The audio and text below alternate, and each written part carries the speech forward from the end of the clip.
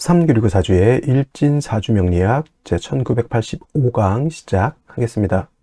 오늘은 양력으로 2024년 4월 13일이고요. 음력으로는 2024년 3월 5일입니다. 오늘 명식은 갑진년 무진월 정미일이 되겠고 일진은 정미가 되겠습니다. 자, 사주를 분석함에 있어서, 즉 사주팔자를 분석함에 있어서 제일 중요한 것 일간, 일주라고도 이렇게 표현합니다. 일간이라고 하는 것은 월 일주의 천간 자리를 말하는 것이고요. 일주라고 하는 것은 주인 주자죠. 이 일주라고 하는 것과 또 여기에 써 있는 이 일주하고는 완전히 다르죠. 일주는 이 일주 기둥주자의 천간 한 자리를 말하는 것이고, 이 기둥주자는 천일간과 일지 두 개를 다 말하는 것이다. 그래서 일간이라고 하는 것, 일주, 요 주인주자는 같은 글자인데 사주로 볼 때 제일 중요한 것 이 일간 일주가 가장 중요하고요. 다음으로 월주의 지지, 월령이라고도 하고 제강이라고도 하는 이 자리가 그만큼 중요한데, 오늘 일간 어떤 일간입니까? 정이라고 하는 천간이 일간이 되겠습니다. 자, 정이라고 하는 천간 10개의 천간 중에서 네 번째 천간이 되죠. 천간 10개 뭐가 있습니까? 갑이라고 하는 것, 그 다음에 을이라고 하는 것, 병이라고 하는 것, 정이라고 하는 것, 그 다음에 무라고 하는 것, 기라고 하는 것, 그 다음에 경이라고 하는 것, 신이라고 하는 것, 임이라고 하는 것, 그 다음에 개라고 하는 10개의 천간이 이렇게 있게 되는데, 순서대로 이렇게 볼 수가 있겠죠. 그래서 갑을은 우리가 뭘로 보냐면 오행으로 놓고 봤을 때 갑을은 목이라고 우리가 칭하고요. 병정은 화라고 칭하고, 무기는 토라고 오행으로 구분하고요. 경신은 금이 되겠고, 임계는 수가 되죠. 그래서 오늘 정이라고 하는 천간 10개의 천간 중에서 하나, 둘, 셋, 네 번째 천간이 되죠. 정이라고 하는 천간. 그리고 오행으로 구분하게 되면 정은 화가 되죠. 불의 기운을 말합니다. 불의 기운은 뜨거운, 기운으로 봤을 땐 뜨거운 열기를 뜻한다라고 이렇게 볼 수가 있는데, 어저께 병화와 마찬가지로 계절이라고 하는 것으로 이렇게 봤을 때는 바로 여름이 되겠죠. 여름 천간으로 병정화라고 하는 일천간이 여름을 주관한다라고 하면, 지지로는 사오미 남방이 바로 계절로는 여름이 됩니다. 사오미월이라고 하는 계절은 바로 남방이 되면서 뜨거운 화가 왕한 황절을, 물론 이제 4월하고 5월이 실질적인 화가 왕한 때이고, 미라고 하는 것은 토가 왕한 계절이긴 하지만 사오미 남방은 큰 틀의 권역으로 봤을 때는 보다 화가 왕한 계절로 본다라고 하는 것. 색깔은, 화의 색깔은 적색이죠. 목은 파란색, 금은 흰색, 백색, 그 다음에 수는 검정색, 그 다음에 토는 황색, 노란색, 지금 말씀드리는 화는 적색이 되면서 주관하는 신은 주작이 됩니다. 자, 오상이라고 하는 것도 말씀드렸죠. 인의, 예지신이라고 하는 오상 중에서 화가 주관하는 것은 바로 예절이다. 예라고 하는 것은 사람이 눈에 보여야 예절을 지키는지 안 지키는지 알 수가 있는데, 어두컴컴한 지하실에서 아무리 인사를 하고 깍듯하게 뭘 해도 보이지 않으면 저 사람이 뭘 하고 있는지 알 수가 없습니다. 그래서 화라고 하는 것은 빛의 개념이기도 하고, 또한 열기의 개념이기도 한데, 빛이라고 하는 개념, 즉 눈에 빛이 있어야지만 만물이 밝음을 얻고 우리가 만물을 눈으로 볼 수 있죠. 그래서 화라고 하는 것이 오상인 인의 예지신 중에서 예를 주관한다라고 볼 수가 있죠. 참고로 인이라고 하는 것은 목, 의라고 하는 것은 금, 그 다음에 지혜라고 하는 것은 수, 그 다음에 신이라고 하는 것은 토가 주관하게 된다라고 하는 것은 상식적으로 알아두셨으면 좋겠고요. 그 다음에 이 오행인 화를 갖다가 다시 음과 양으로 이렇게 구분해 볼 수가 있겠는데, 정화라고 하는 것은 음양으로 구분했을 때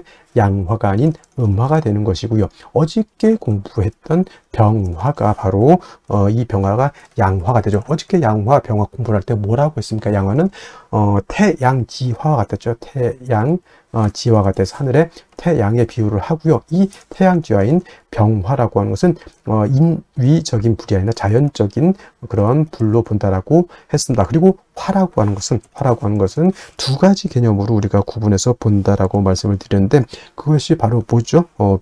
화라고 하는 것은 빛 빛의 개념으로도 볼 수가 있겠고요. 그 다음에 뜨거운 열기, 세상을 다 태워버릴 수 있는 그런 뜨거운 열기로도 우리가 볼 수가 있는데, 일간자리의 병화 또는 이 일간자리의 정화 있을 때는 열기로 보는 것이 아니라 빛으로 봤을 때 이해하기가 더욱더 쉽다라고 말씀드렸는데, 이런 거 굉장히 좀 중요한 내용이니까 꼭 머릿속에 기억해 두시고요. 자, 정화가 일간이다 그러면 달이라든가 촛불이라든가 이런 걸로 보시면 이해하기가 좀 쉬울 것이고, 자, 병화는 태양지화라고 하면 정화는 등촉지화로 본다고 했습니다. 등촉지화라고 하는 것은 쉽게 말하면 촛불 같은 개념으로도 볼 수가 있겠고요. 모닥불 같은 개념으로 볼 수가 있겠고, 전기불 같은 경우로도 볼 수가 있는데, 이 정화는 인위적인 불로서 사람이 어떤 목적을 가지고 만드는 불로 볼 수 있다라고 하면 항상 연료라고 하는 것이 필요죠. 촛불은 파라핀이 있어야지만 계속 지속적으로 빛과 열을 만들어낼 수 있을 것이고, 모닥불은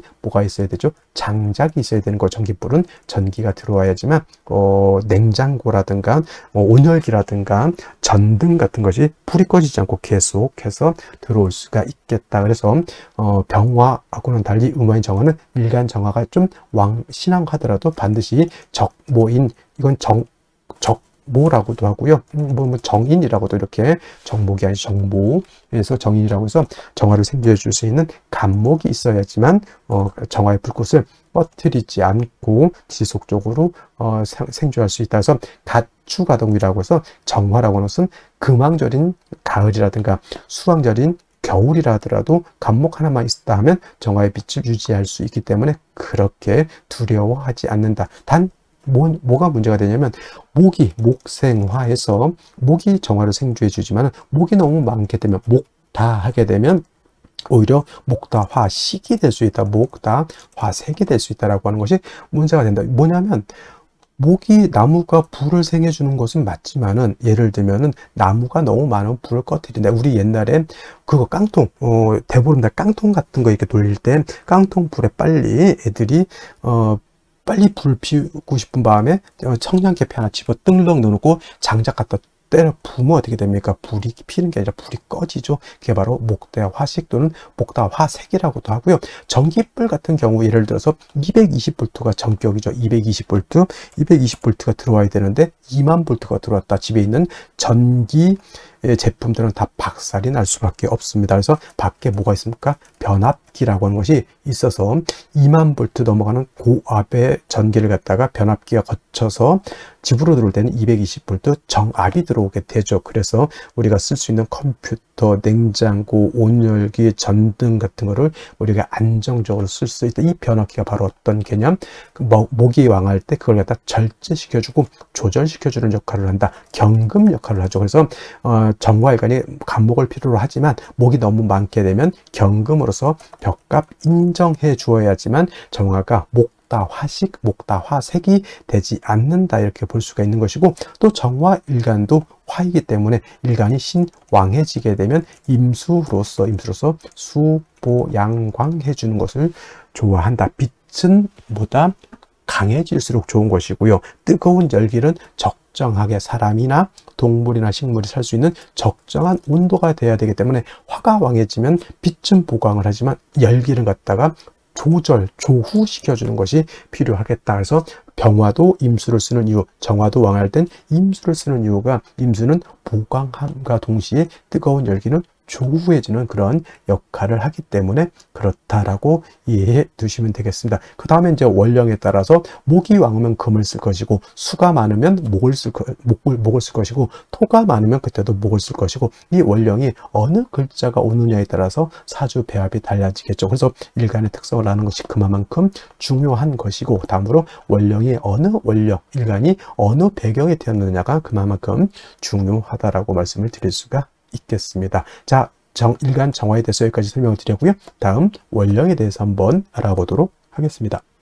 자, 다음으로 월령에 대해서 알아보도록 하겠습니다. 월령이라고도 하고요, 월지라고도 하고 월원이라고도 하는데, 이 월령이 중요한 이유는 이 월지 안에는 계절의 개념을 가지고 있다. 계절이라고 하는 것은 우리가 흔히 추나 추동을 말하는 것인데, 이 월지 안에는 왕쇠 왕쇠와 한열의 개념을 가지고 있다라고 봅니다. 왕쇠라고 하는 것은 일간을 포함해서 어느 오행이 왕하냐 약하냐를 놓고 보는 것이고, 한열이라고 하는 것은 사주 전체가 더우냐 또는 추우냐를 놓고 보는 것인데, 사주라고 하는 거 뭐가 중요하다? 중화됨을 매우 중요하게 여기게 되는데, 이 중화는 무엇이 중화를 이루어야 된다?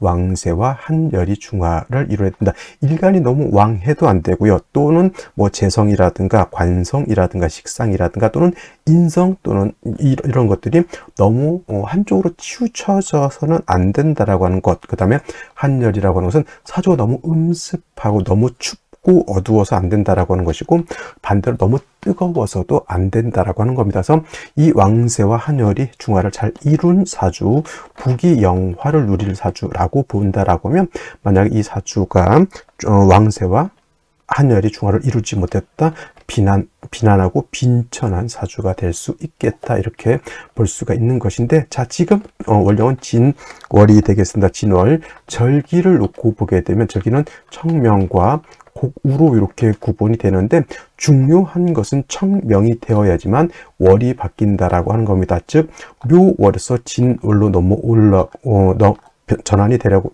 하면 청명이 되어야지만 묘월에서 진월로 넘어오게 되고요. 큰 틀로 놓고 보게 되면 인묘진이라고 하는 것은 동방에 속하면서 계절로는 봄이 됩니다. 인월 설명할 때 인월은 초춘이라고 해서 초봄이라고 말씀을 드렸죠. 초춘이 되는 것이고, 묘월은 중춘이 된다라고 했고, 지금 진월은 개춘이 됩니다. 개춘이라고 하는 것은 봄을 말하는 것이죠. 늦봄. 그래서 진월도 일단은 계절로는 봄이 된다라고 하는 것. 방향은 당연히 동방이니까 동쪽이 되는 것이고요. 동쪽. 그 다음에 중요한 것은 인은 북동쪽이 되는 것이고, 묘는 정동쪽이 되는 것이고, 진은 남동쪽이 된다. 그래서 같은 동쪽이라고 하더라도 이러한 차이점이 있고요. 또 인묘진은 동방으로서 목의 기운이 굉장히 왕한 틀이 되겠죠. 목왕절이 되는데, 인월은 제가 말씀드렸습니다. 인월은 목의 임관지가 되는 것이고, 묘월은 목의 제왕지가 되는 것이고, 진월은 목의 쇠지가 됩니다. 그래서 인묘진이 모두 목이 왕하다라고는 하지만, 특히나 목이 왕한 것은 인월과 묘월이 목이 가장 왕하고요. 진월로 넘어가면서부터는 목은 점차 쇠락해져 간다라고 볼 수가 있겠습니다. 그리고 중요한 것은 진월만 놓고 봤을 때 진월은 토가 왕한 토왕절이다라고 하는 것. 그래서 진술축미월이라고 해서 이때는 사계월이라고 합니다. 사계월이라고 하는 것은 계절의 끝을 말하는 것이죠. 진월이라고 하는 것은 봄의 끝을 말하는 것이고, 술월이라고 하는 것은 가을의 끝, 축월이라고 하는 것은 겨울의 끝, 그 다음에 미월은 여름의 끝이 됩니다. 그래서 이 진술축미월은 사계월이라고 보면서 환절기가 된다라고 보게 되죠. 그리고 진월은 토가 왕하면서 포태법으로는 목은 쇠지가 되면서 수가 여기가 수고라고 해서 수의 묘지가 된다라고 하는 것도 여러분 꼭 기억해 둘 필요가 있습니다. 그래서 예를 들어서 뭐 일간이 임수라든가 일간이 개수라든가 또는 타 천간에 뭐 임계수가 있을 때 진에 예를 들어서 임묘된다고 해서 수가 약해진다라고 이렇게 보시는 분들이 있는데, 꼭 그렇게만 볼 것이 아니라 수가 진을 보게 되면 일단 통근할 수 있다라고 하는 개념을 꼭 염두에 두시고, 그 다음에 진월은 변화가 좀 많은데 인묘진을 모두 갖추게 되면 이거는 인묘진 방합을 형성하게 되니 이건 목이 왕해지는 것이고, 또 진월은 신자진 뭡니까? 신자진 수국을 형성할 수 있게 되죠. 그래서 지지로 진월에 신자를 봐서 신자진 수국을 형성하게 되면 이때는 또 수가 다시 왕해지는 그런 계절. 그 다음에 또 유금을 보게 되죠. 뭐 예를 들면은 유금을 보게 되면 진유 합금을 우리가 볼 수가 있겠죠. 진유 합금. 그래서 지지로 진유 금이 되게 되면 이때는 금이 다시 왕해지는 것이고, 또 지지로 진토 말고도 다른 아까 말씀드렸던 뭐 술토라든가 축토라든가 미토를 보게 되면 그야말로 토가 왕해질 수도 있다. 그래서 여러분들 진월은 단지 토가 왕하다라고는 보지 마시고요. 인묘진 방합을 형성하게 되면 목이 왕해지는 것이고, 신자진 수국을 형성하게 되면 이때는 수가 왕해지는 것이고, 진유 합 술금을 하게 되면 금이 왕해지는 것이고, 지지로 진술충미 토가 많아지게 되면 그야말로 토가 왕해진다. 이렇게까지 여러분들 진월을 잘 이렇게 분석해 볼 수 있는 그러한 안목을 갖추시기를 바랍니다.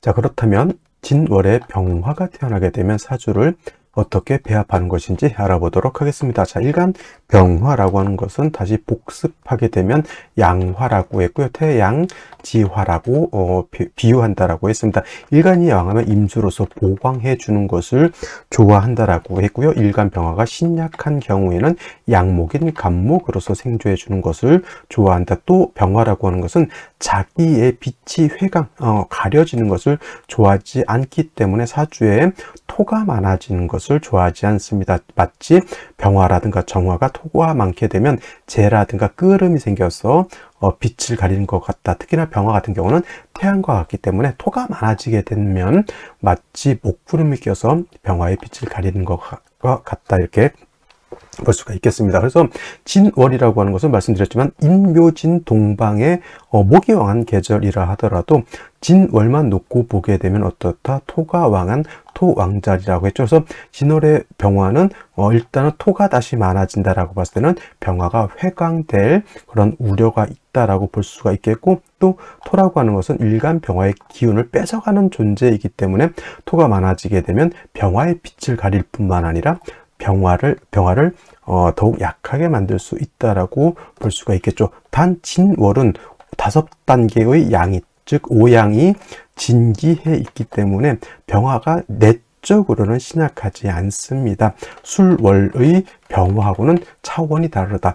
진월은 모양새만 놓고 봤을 때는 병화가 통근이 안 되고, 술월 같은 경우는 병화가 통근, 술중 정화에 통근할 수 있기 때문에 뜻 보게 되면 술월의 병화가 더 세력을 얻을 것 같지만 진월은 오양이 진기되어 있는 그러한 계절이고, 그 다음에 진월만 넘으면 바로 4월, 5월, 미월이라고 하는 화왕절로 넘어가기 때문에 술월의 병화보다는 기운적인 측면에서는 진월의 병화가 더 왕하다라고 볼 수가 있는 겁니다.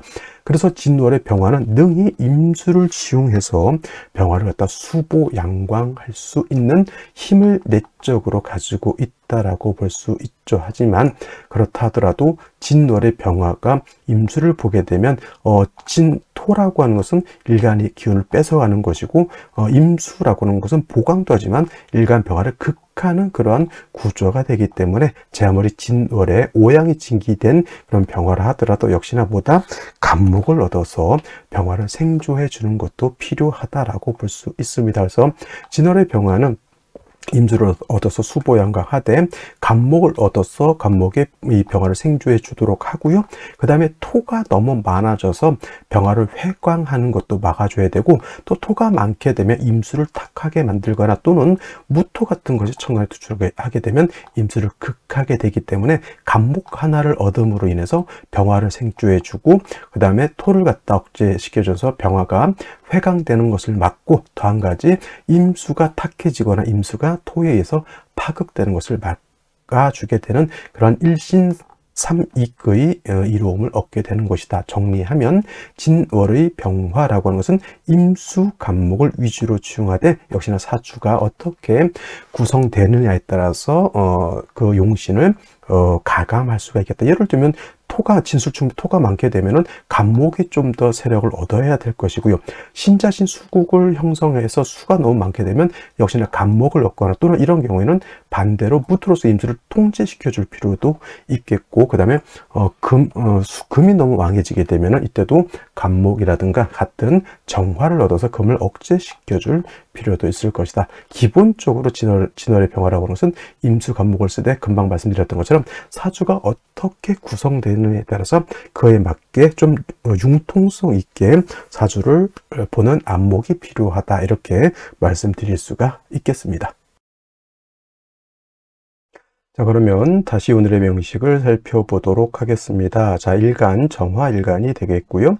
정화 일간이 태어난 월령, 진월이 되겠습니다. 일간의 특성, 월령의 특성 중요하다라고 말씀을 드렸고, 세 번째 중요한 것, 이제 사주의 틀을 보는 겁니다. 격국을 보는 것이고, 격국이라고 하는 것은 역시나 용신하고 뗄래야 뗄 수 없는 개념이죠. 격국을 보고 난 연후에 용신을 찾게 되고, 그 다음에 울로의 흐름이 용신과 부합되면 대체적으로 부귀영화를 누리는 사주가 된다, 이렇게 볼 수가 있겠죠. 뭐 경우에 따라서, 사람에 따라서 격국과 용신 필요 없다라고 말씀하시는 분들도 있지만은, 격국과 용신은 사주 명리학을 분석하는 하나의 도구다 생각하시면 되겠습니다. 자, 격국이라고 하는 것도 역시나 일간과 월령과의 관계를 살펴 사주 8글자가 어떻게 구성되어 있느냐를 놓고 보는 것이고요.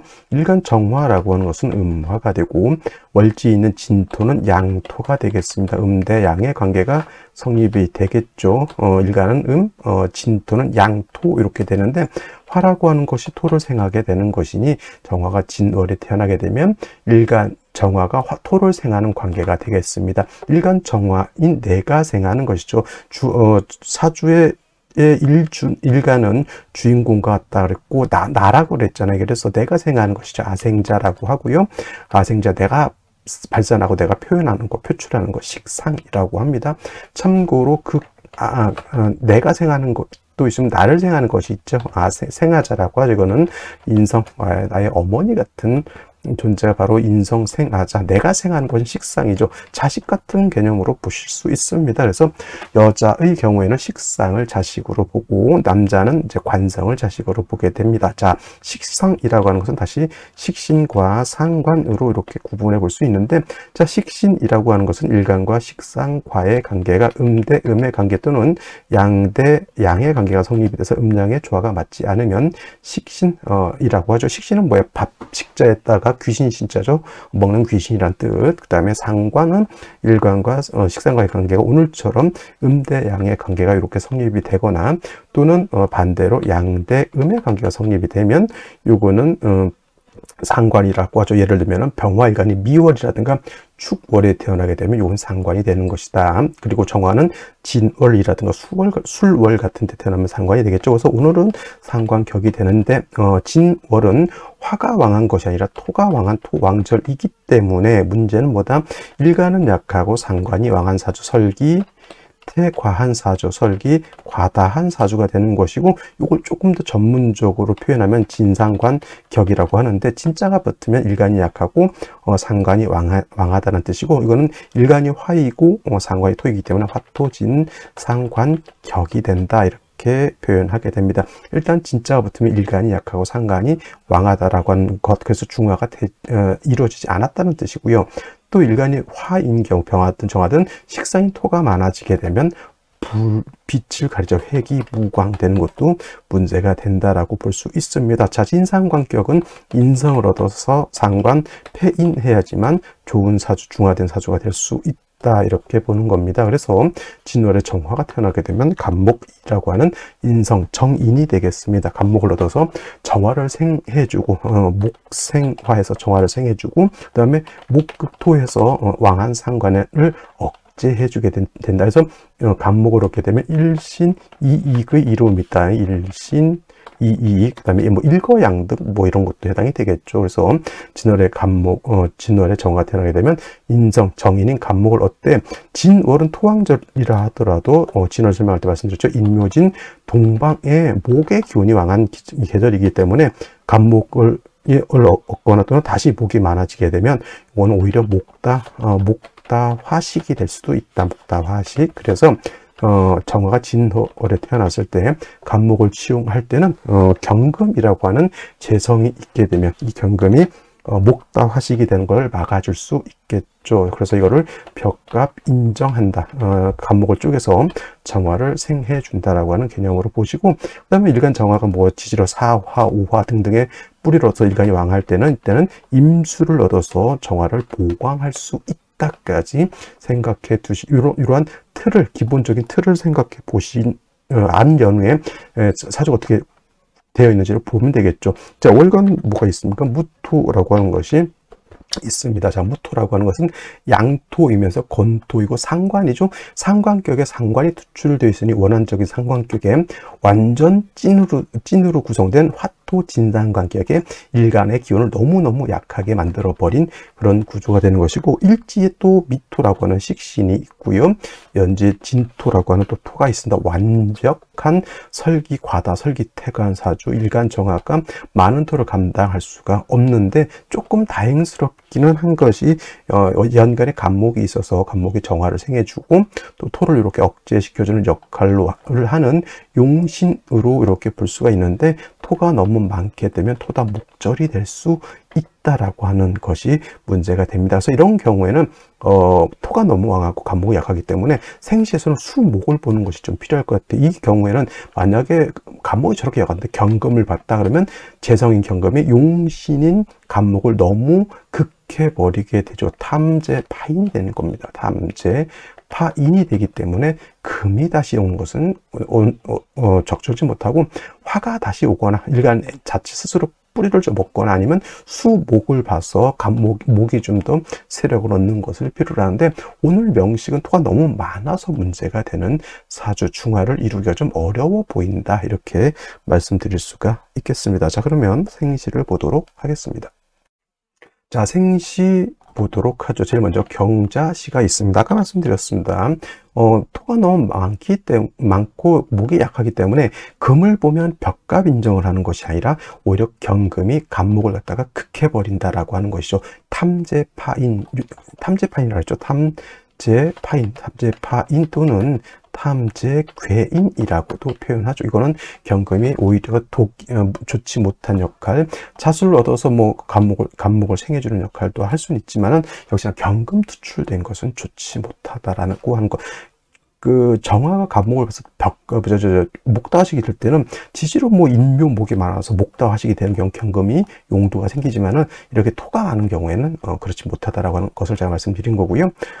그 다음에 또 뭐 경술시도 마찬가지로 이거는 경금도 문제가 되고 이 술토도 문제가 돼. 토가 많은데 다시 토를 받기 때문에 간목을 용신으로 써야 되는데, 토다 목절에 경금이 간목을 날려버리게 되는 그러한 국세가 되는 것이고요. 임인시 같은 경우는 임수가 투출되어 있다 하더라도 요 무토가, 이 간목이 약해서 무토를 제하지 못하면 이 무토가 임수를 갖다가 극하게 되죠. 억지로 임목을 받기 때문에 간목이 세력이 약하다라고 보지는 못하겠지만, 이 경우에는 간목이 무토를 말리지 못하면 이 무토는 뭘 공격하죠? 임수를 공격하죠. 이게 뭐가 됩니까? 상관, 견관이 되는 것이다. 좋겠습니까? 좋지 못하겠습니까? 그리고 수기도 좀 부족하죠. 진진의 뿌리를 둔 임수이기 때문에 이 정관이 약하죠. 이런 경우에는 수가 있기 때문에 이때는 경금이라든가 신금 같은 걸 봐도 문제가 되지 않아요. 왜냐하면 금을 보게 되면 금이 물론 목을 극하려고도 하겠지만 수를 생하는 쪽으로 많이 힘을 쓰거든요. 그러면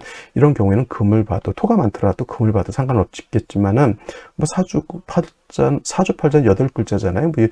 뭐 5주 10자 이렇게 되게 되면 뭐 경신금을 볼 수 있겠지만, 이제 운에서 이런 경우에는 이렇게 금운이라든가 수운을 만나는 것이 바람직하겠죠. 자, 그 다음에 뭐 개묘시 같은 경우에는 뭐가 문제냐면은 이 개수가 문제예요. 개수는 아무리 약하다 하더라도 정화 같은 경우에는 촛불 켜놨는데 비가 많이 올 필요도 없고 조금만 내리면 촛불 꺼집니다. 그래서 이 사태가 좀 토가 많아서 그래도 무토 상관이 칠사를 재는 상관 제살의 구조는 되겠지만은, 예를 들면은 세운이라든가 대운 같은 데서 금운이 온다거나 이렇게 금수운이 오는 경우에는 이 개수가 대박 살아나겠죠. 이때는 정화가 7살에 극함을 받게 됩니다. 그래도 간목이 있기 때문에 살인상생은 된다 하더라도 조금 위태한 그런 구조의 사주. 그리고 이거는 일간이 세력이 없습니다. 일간 자체가 미중 정화에 뿌리를 둔다 하더라도 매우 극신약한 사주라고 볼 수 있죠. 믿을 수 있는 건 역시나 연간에 있는 간목밖에 없겠고요. 갑진시가 되게 되면은 좋은 점은 간목 인성을 하나 다시 얻었다라고 하는 거지만, 이 간목 두 개로서 이 왕토를 갖다 제하기가 좀 어렵다라고 하는 점, 그리고 정화가 뿌리가 지지로 없다라고 하는 점도 좀 제가 봤을 때는 좀 아쉬운 점이 될 것 같고요. 병오시가 되게 되면 일간이 오미합이 되죠. 이거는 육합, 오미합이 되고 병화 투출되어 있기 때문에, 이건 뭐 태양도 있는데 달이 있다 이렇게 보지 마시고요. 일간 자체가 약할 때는 비경급제 인성이 다 도움이 되는 것이다라고 볼 수 있죠. 요거 같은 경우에는 토가 많다 손치더라도 금수로 가게 되면 그닥 나쁘다고 보진 않습니다. 이렇게 금순으로 갈 때는. 근데 이게 목화운 때는, 목운은 그래도 뭐 예를 들면 간목이 살아나서 토를 지한다고 하지만, 목화운은 뭐가 때문에 문제가 되냐면 수기가 너무 부족하다라고 하는 단점이 있게 되는 것이죠. 그래서 이렇게 3주까지만 놓고 봤을 때 토가 너무 많아서 문제이기 때문에, 토가 많다라고 하는 것은 물론 이제 일간이 과설되는 것도 있지만, 토가 많다라고 하는 것은 토는 수를 극하기 때문에 수기가 부족해진다라고 하는 점이에요. 그래서 이런 경우에는 금수운으로 가게 되면 발전할 수 있겠고, 무신시 같은 경우도 좋을 수가 없겠죠. 금은 재성이 있긴 한데 그게 더 중요한 게 아니라 토가 다시 많아진다라고 하는 단점이 있게 되는 것이다, 이렇게 볼 수 있죠. 그래서 오늘 같은 경우에는 제가 특별히 어느 생시가 좋다라고 말하기는 좀 어려운데, 대운을 놓고 봤을 때는 제가 봤을 때는 목화운 때는 조금 힘이 든다 하더라도 그래도 그냥 일간의 뿌리를 만들어주는 것이 제가 봤을 때는 좀 합리적이지 않을까 해서, 갑진실은 갑목이 있어서 좋긴 하겠지만, 그냥 저 같으면은 만약에 이날 부득이 애를 낳아야 된다라고 하면 수기는 좀 부족해 보이겠지만 병오시를 선택하는 것도 제가 봤을 땐 오늘 합리적이지 않을까라는 생각을 하게 됐죠. 잘 보면 일간 자체가 뿌리가 없습니다. 미중 정화의 뿌리를 두고는 뿌리를 뒀다라고 보기가 좀 어렵고, 오히려 토가 많아져서 일간 자체가 너무 약하다라고 하는 것에 방점을 찍어야 되고, 금수가 부족한 것은 이제 대운에서 받아먹는다 이렇게 생각하셔야 됩니다. 그래서 오늘은 만약에 저한테 물어보신다고 하면 오늘 나야 된다 그러면 이제 저는 병오시 정도 이렇게 선택하는 것이 좋지 않을까. 뭐 이민시도 나쁘진 않습니다. 이민시, 임수. 근데 이거는 약간 상관경관에 좀 의미가 있긴 한데, 저는 뭐 간목이 있어서 무토를 이렇게 제하고 있으니까 뭐 이민시도 인중 인내 정화 뿌리를 둘 수 있거든요. 그래서 고른다면 이민시 또는 병오시 정도 이렇게 고르는 게 좋지 않을까, 이렇게 볼 수가 있겠습니다. 자, 오늘은 여기까지 설명드리도록 하고요. 저는 내일 또 찾아뵙도록 하겠습니다. 주말 잘 보내시기 바랍니다. 감사합니다.